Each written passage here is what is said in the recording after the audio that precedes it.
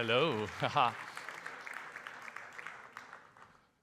Thank you. I wanted to share with you a little glimpse of the future.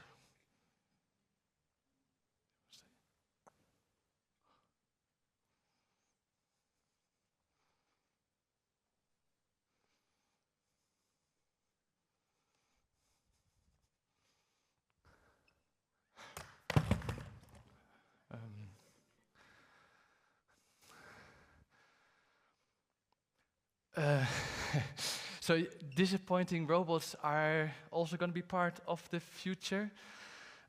It's not necessarily a sad thing, though. I realize we often, when we compare ourselves to, when we think about what makes us humans human, we compare ourselves to animals or robots or AI, and we look at what they cannot do. So I guess the less that this machine can do, the more human I am, in a way.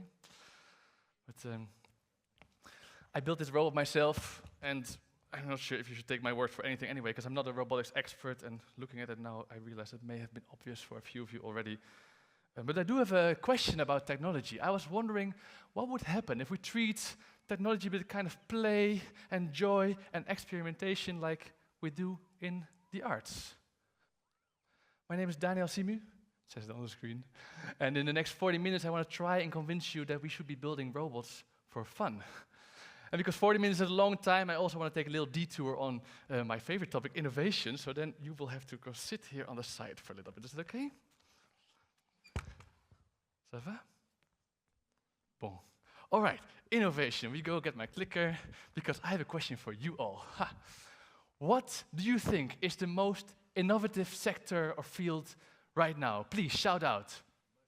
Mushrooms. Mushrooms. Any other innovative fields? I guess definitely consciousness research. I get more interesting answers than normally. People say military or pharmacy, but I'm looking for a specific one. Anybody want a last try? Biotechnology. Wonderful answers. No, actually the answer I was looking for, because it seemed obvious to me, is that the most innovative field in the world is, of course, circus, right? I might be a tiny bit biased because this is me when I was a circus performer. I was a juggler and a clown and an acrobat. But there's a reason to it, because if you work in biotechnology, then if you want to innovate, your innovations need to be reasonable and scalable and functional and useful. Whereas in circus, you innovate for the sake of innovation. Like, people come to the circus to be surprised and amazed, and just by showing something new, whatever that is already a step in that direction. And it doesn't matter if it's impossible. Impossible is often good. But I want to give you a more concrete example, so I figured I've shown images. I found this on Google, a bunch of acrobats on top of each other. If I had to give it a name, I would call it maybe 12 people on one person. And I think there's a two-step process in inventing such a trick. Of course, first of all, you have to decide that you want to invent this trick. Like, you have to think of 12 people on one person. But then second of all, more importantly, more work also, is figuring out how to then do that. Like, how do you place the last person on top? How do you hold? Which person's under, which person's over? How do you tense your muscles? It's like figuring out the trick is the innovation. And if I had to guess, I don't think these people sat around a big boardroom where they talked for hours about how they were going to do it on paper, but they probably figured this out with their bodies, playing around, using their physical intelligence to work out how to do a trick. But it's not the only way you can invent in circus. For a very different example, you can also do it very analytical. I brought a tangerine from the hotel this morning because I forgot my jelly balls. But if I want to invent a trick around a throw under my leg, I can throw around my leg many different ways. I can throw from the outside to the inside, but also from the inside to the outside, or from the inside to the outside on the other side. And I can also catch in different ways. I can catch on the outside, or I can catch on the inside, and I can combine a different throw with a different catch and make different patterns, all just around the leg. And I can combine different throws and catches left and right, multiply them with each other, and see very quickly I end up with hundreds of different throws just on paper. But to be more intuitive, I thought we'd do this maybe together, let you feel what it's like to innovate. How about, I have a slide prepared for this, but it's really meaningless because it just says action time. Everybody, please get up from your seat and stand up right now. Let's do this. And then whilst you're standing, find yourself an object, maybe a wallet or a key card, or if you're very risky, your phone, or maybe you take off your shoe and you juggle that. But and with this object, I challenge you to try and find a new trick around your body. And people think of juggling often of throwing and catching, but it can also just be handing the object in an interesting, that's maybe too interesting way. So something around the body, around your waist, around your neck, around your ring. Maybe you trap it between your armpit before you let it join the other hand. It goes from one hand to the other in a pattern that you never thought about before just now. And I'm going to put my shoe back on because this is a bit weird. And now that you discover this new pattern, this new trick, turn to your neighbor and show them the thing that you just invented. Maybe it rolls from the hip into the hand, or maybe it goes over the knee, under the armpit, maybe it's in a knee pit and drops back. Maybe on the head and then around. That seems to be working great. Wow, guys, you are now all trick inventors. Congratulations. You can sit down again. Thank you. Thanks for entertaining me in this. To maybe show one more example of the breadth and the depth of this kind of thing, I want to dive even deeper. There is, in music we have music notation. In juggling we have juggling notation, a system we call side swaps. It's a mathematical language of numbers, and you can use this mathematic system to generate patterns even. There's software where you can, for example, ask, I want a pattern that is with 4 balls and repeats after just 3 throws, and the software generates a list for you of patterns, and then you even have simulation softwares that you can use to preview what such a pattern might look like. And this kind of way of thinking really kicked off the renaissance of trick invention that we're currently living through as jugglers. And I was very inspired by this, and I used it for my master thesis back when I was a student in trying to come up with my own system to combine the kind of numerical system with the kind of throws around the body. And somehow, this system that I came up with also becomes useful again in my story with robotics, but we'll get there in the very end. Because, robotics, maybe it's a good moment to go towards the main part of this talk, which is about the Acrobot. You ready for that, buddy? He's still not very responsive, but I think despite his silent demeanor, I think we can all agree that robots are much more than just machines that perform actions. They are they're a bit of a character. The way that they move seems like behaviorisms and mannerisms, and we humans are really good at projecting human qualities on everything that we see, and that's something that we artists get to exploit.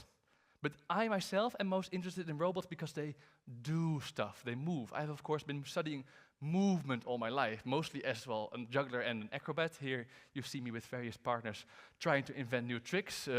I tend to search for the silly ones, like you're not supposed to catch somebody on your neck when they're landing or try and throw somebody in a front flip when they're sitting on your elbow pits. But once upon a time, 3 years ago, I found myself without partner who wanted to train with me.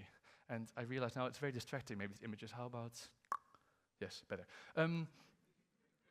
I found myself without partner. And it was at the same time that I started to wonder, like, could I invent different tricks if I had a different language of movement? If I didn't just use the movement of bodies and objects like a tangerine, but also consider the movement of machines.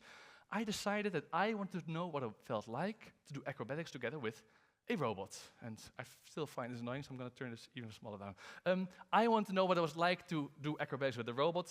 I just had a tiny problem that I couldn't go to a robot store and buy a robot acrobat because they didn't exist. There's some more now, but not really for the kind of thing I want to do. So I need to build my own robot. And in order to build your own robot, you need to know what the robot looks like. And to understand that, I needed to know what acrobatics even was and what I needed. And I realized when I do acrobatics with humans, I usually grab them by their hands and their feet. So the interface of my machine was going to be hands and feet. I didn't so often grab people by the head. So, I shouldn't play with my mic.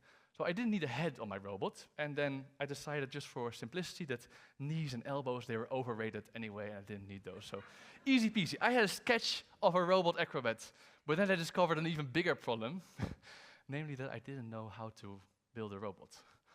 I did study, but I studied circus arts. I studied to be a juggler. That's not quite the thing that we learn electronics there, but I was wondering, can I use my knowledge of how to invent tricks in juggling and acrobatics and apply that on inventing a robot? And I use a method for that I call playful discovery. It's where you take the stuff that's around you and just, play with it. You experiment. You take whatever comes to you, you accept it. It doesn't work great if you have a very specific outcome in mind, but in my case, I didn't even know what an acrobatic robot even really was.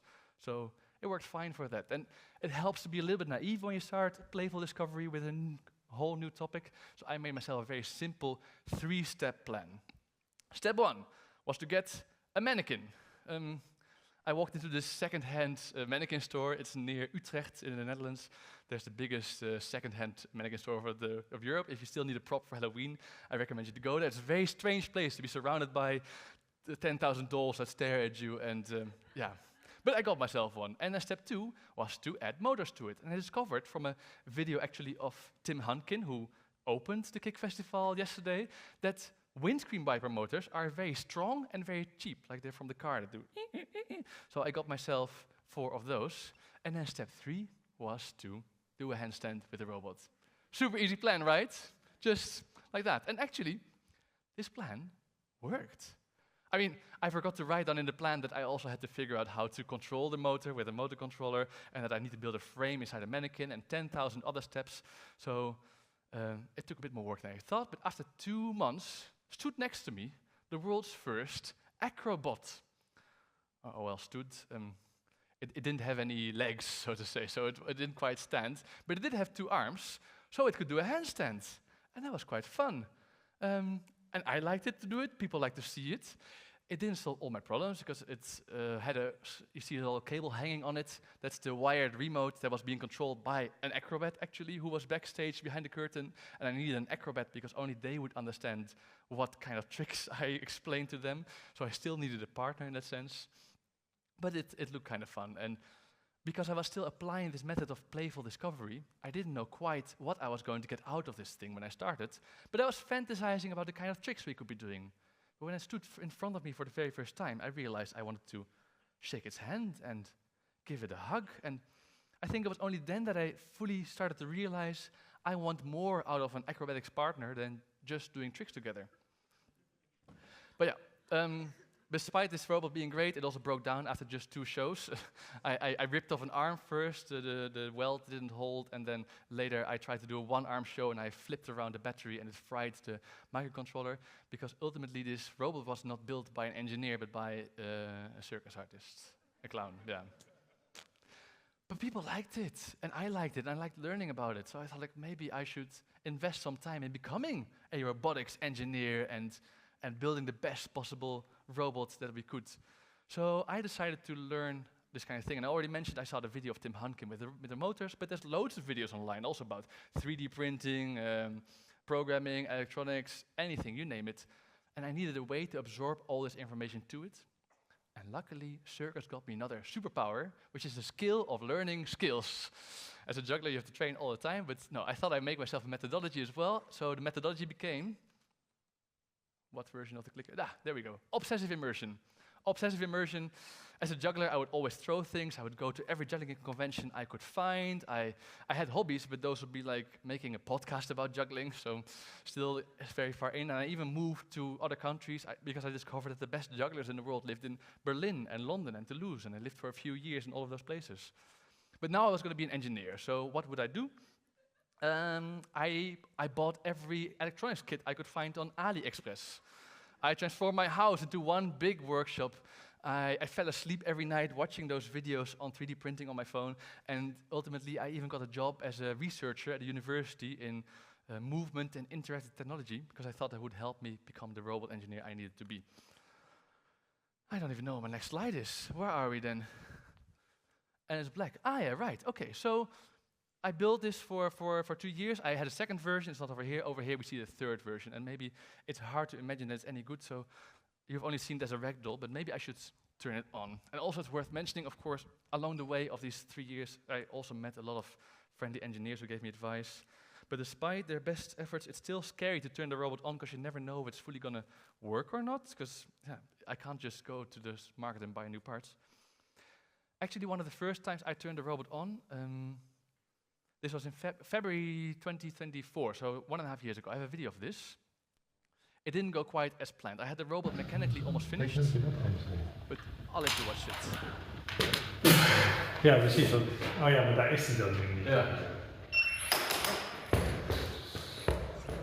Ik zag ineens het display knipperen. Still scary. Yeah, so the robot, for the programmers in the room, the robot had a memory overflow error. And yeah, that caused the shutdown of the microcontroller. I didn't know how to program. We were running 2 threads at the same time to control different protocols. Complicated stuff that I wasn't ready for. I'm still trying to boot it, by the way. Let me do that. So, yeah, it didn't always go exactly as planned, but as a circus artist, and maybe even as an engineer, I would not call this an accident. I rather call this a happy accident, you know? Because I had it on video. So I decided to put this online on Instagram, and within a few days, it had 6 million views. Everybody loved seeing how the robot kicked the silly guy in the face. And this is actually true. Within 24 hours of posting this, I had also, to my even bigger surprise, 3 emails in my inbox of TV shows that asked me if I could replicate this in their studios. So one of these TV shows was America's Got Talent. And I had been a performer all my life, but I was never contacted before by such a big stage like America's Got Talent. So it was kind of weird. But this was in February, and they were going to shoot America's Got Talent in March. So I had 1 month time, and I had a broken robot that kicked me in the face, and I didn't have an act or a costume or light or sound or anything. But I think there's sometimes these moments in technology that you know you can develop something forever, but then every now and then it's good to just bite the bullet and go for it. And I sat down with my dramaturg at the time, and we freed up the whole month and full-time tried to make an act. Luckily, it's only like 2 minutes, very sharp, but also, of course, it's going to be seen by millions, so it had to be good. We flew to Los Angeles, and we performed at America's Got Talent. Isn't that crazy? And it actually worked really good. They liked it, people at home liked it. Yeah, oh, thank you. So by now, like 50 million people have seen this act, but this was in America, and I don't know how many people see this in Belgium. Have people seen this in the room? Not at all. So I was thinking maybe I could also perform, because it's only 2 minutes, I could try and perform it here. Would you want to see it? Lovely. I'm going to check if the robot's fully ready. And then I hope that while you are watching this, you also realize why it is worth building robots just for fun. And now I need to wait for the music that I just started myself.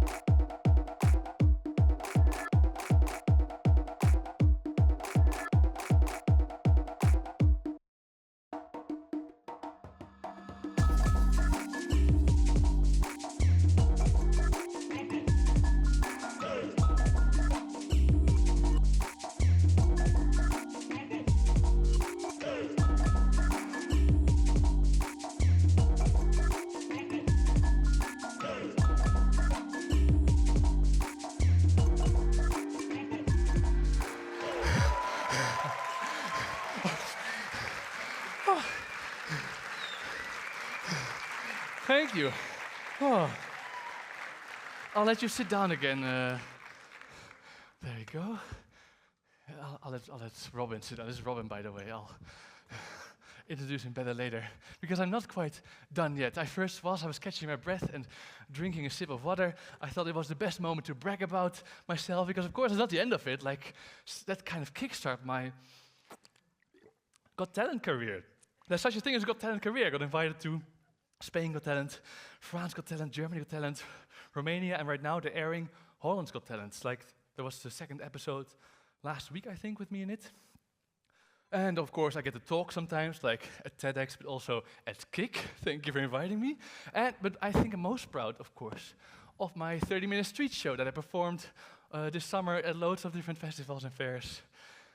But that's the good part. There's also loads of bad parts still, because not all performances go like this. Some of them go like this. So I speak a bit of German, but this was when I learned the word hoppala. It's no, the robot, because I built it myself, and I'm still not a robot engineer, or maybe more so than I was 2 years ago, but not all the way. There's a lot going wrong all the time. I keep on having to fix it, invest a lot of time in making new versions, updates. Every part on this machine has been replaced since I built it, and at home, I'm almost finished with version 4, and it keeps on going, when I thought it was just going to be a project of 2 months, when I would build the first version and then be done.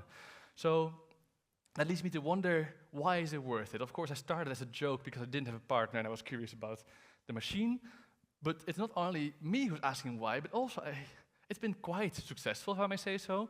And it makes me wonder, why do other people want to see it? And I think many of the reasons why I think it's interesting overlap with those why the audience thinks it's interesting, so I'm just going to lay them out both at the same time, and it's up to you to figure out which aligns where.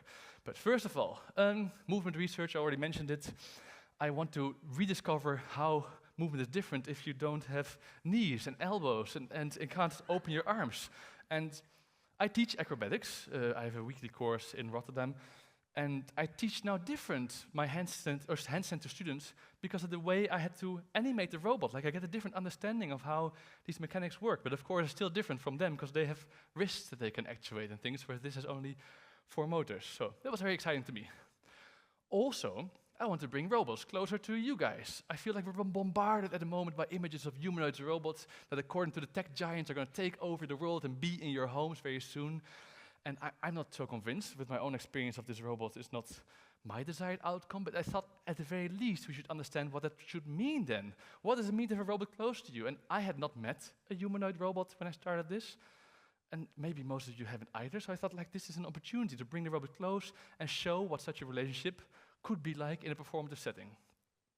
That aligns also with the next goal, where I just want to explain technology in general. I learned so much the last 3 years, and whilst I was trying to learn robotics, I also now have an understanding of how my phone, that I don't have in my pocket right now, but you get the idea, how my phone works, which seems quite important. I'm so dependent on the technology around me that I want to understand this, and I want to spread this technology further, and that's also why the robot, for example, has an open shell, so you can peek into it, and it's a big conversation starter, because anybody who wants to know how it works can just learn. I don't want technology to be a mystery. Then for me, I guess mostly I want to understand circus. But back when I do tricks, I would get applause sometimes when I did a trick, but now I wonder, does the robot get applause when the robot does a trick? Or do I get applause for making the robot? Or does then the manufacturer in China who made the motors for the robot get the applause? Or how does it even work? And there's loads of questions about what is even performance when a machine does it that I try to get a better understanding of through performing with a machine. And then what happens a lot in my show, and my 30-minute show is also much about this, is that people ask me, like, oh, what's the name of the robot? So I already mentioned his name is Robin, but I wonder, why does it even have a name? Like, when does a machine start to need a name? Like, does your washing machine have a name? Does something need to have a face to get a name? Like, this robot doesn't have a face, but somehow people keep asking me. And they also ask me, what's the gender of the robot? Is it a man or a woman or a boy or a girl? And I'm like, I don't know. I haven't really decided. Or the robot hasn't decided. How does it even work? I don't understand. But you can dive into that a lot, and that's what I do in my theater show. I find it very interesting, because in the end, of course, it's all in our heads. Like, there's nothing in the robot. Everything we think about the robot is happening about us, so it's like a silly mirror. And then last, and this is getting more relevant to me the last half year maybe, that I think about this a lot, is I think that physical interaction with the world in general, but also with technology, is super underrated. Our biggest interface for my laptop is this keyboard, and now I start to talk more to my devices. Whereas to me, intelligence is something that we express in a physical way. I love the physical world. I juggle with objects, and I juggle with people. And if you want to have an understanding of the world, you need to understand what it means to push and pull and hold and grab. And a trapeze artist is physically dependent on the trapeze bar working. And I think that's an interesting relationship to understand. And if we want machines to be more intelligent, they need to also get this physical component, but it's very complicated because it can be dangerous at times. Like I wouldn't want other people to work with the robot, but it is very interesting. So yeah, those are my ideas of what I think is worth it, and I thought it also relates to my message of where this is going into in the future, which is kind of the closing of this talk. And the future, of course, goes into these things I'm already interested in, which I thought I'd highlight 2 of them, starting with the physical interaction, but also explain technology in a bit. So physical interaction, because I thought it was nice with the robot, I have a new project now where I try and work with a robotic arm. I'm teaching a robotic arm to juggle. I was a year and a half ago at a university teaching a lecture about a robot, and they were like, oh yeah, you should look at our robot in our lab. And they had this robot arm, and to my surprise and amaze, I could teach the robot to do a little dance choreo with me in just 5 minutes, because I could place this robot in space and teach it movement through that. Like, I could use my physical intelligence to program the robot, which was great. And then the robot also turned out to be a little bit collaborative. It was designed for this kind of interaction. Then I went back a year later to the same university and did some more study with juggling balls, where I would hand it a juggling ball and it would wait for the ball. And once it felt the weight in its arm, it would start to move and give it back to me. And now I want to develop a whole language of juggling tricks. I already know the acrobatics tricks I can do with a robot, but there must be juggling tricks you can do together. And of course, to develop those, you start to wonder, like, how do you describe those tricks? Maybe I can use the language I developed in my thesis, because in the example we have, he's using his foot as a third hand, which means I had to make sure that my language could talk about 3 hands at the same time, and that was kind of like, I can also apply it on the 3-hand juggling we are about to do. And I scraped funding together for a whole year, and it was last month that we had a premiere of the very first tryout of the very first series of experiments. I do this with a small team. We have 2 other technologists. We went on stage and did a 15-minute presentation of what, not just the juggling, but also what it means for a robot to be a performer. Like, what qualities do you need to be allowed to be on stage and be good at it? Do you need to be interactive? Do you need to move beautifully? Do you need to think for yourself? Do you need to have a face so you can express the kind of things you want to do? We try and answer all those questions in our research. And actually, if you know places to develop and show this further, then I'd love to hear about that, because it's in the very early stages. And then as for explaining technology, my other future wish, I already said I'm the only one who can play with this robot, which is a bit sad. So I made a small version of the robot, a mini Acrobot, so to say. And I made loads of them. So we give workshops where people can make their own Acrobot routine. And there's a software called Botango. I use it to animate this robot, but also it's super easy to learn. So in these workshops, people get to learn to make their own choreography. They make the robot wake up and smile and laugh and dance and do tricks. And I just want to add this picture because I was at the Maker Faire in San Francisco 2 weeks ago, and I met the developer of Botango. So it was just a funny coincidence I want to throw in there. And oh yeah, here you see the workshop. I was here in this case a high school, but I do loads of different things. And because it's so successful, this was Tuesday in my, well, it's my bedroom. It's my bedroom where I also have my workshop, because it's a very small thingy, but I do luckily get assistance sometimes. This is Esme, electronics expert, who's here assembling new of those mini robots because other organizations want to work with them. And then as for explaining technology further, because I also learned much more about these windscreen wiper motors, and I want to summarize this information for other artists who might go on YouTube, like myself, to learn how they should build machines like this. So I summarized my findings in a half-hour video where I said everything I know about these motors. And it turns out I was not the only one who wanted to know, because in a year's time this video got 100,000 views. So lots of people want to learn. And I tried this again because this other thing that was instrumental to the robot was a specific kind of plastic called TPU that kind of makes the hands indestructible. And when I discovered this, I was like, wow, I need to share this with people. So I made a very clickbaity thumbnail, and that doesn't work so well because there's only like 5,000 people who want to see that. But we try some things, we try and spread the word. And in order to try and spread the word, I would also like to engage with you guys. And there's not really a stage for this here, but that's why I want to say after this talk, the robot and I are going to be on the balcony above the foyer. And if you want to have a peek inside the robot or have a chat with me, we'd love to see you there. Otherwise, also, you can, of course, always check my Instagram, because that's the best way to follow the journey, and you can send me a message or ask questions. I'm really into sharing the things that I get to experience, understand, because of sharing my physical life with the machine. Thank you so much for listening, and thank you, Kik, for inviting me.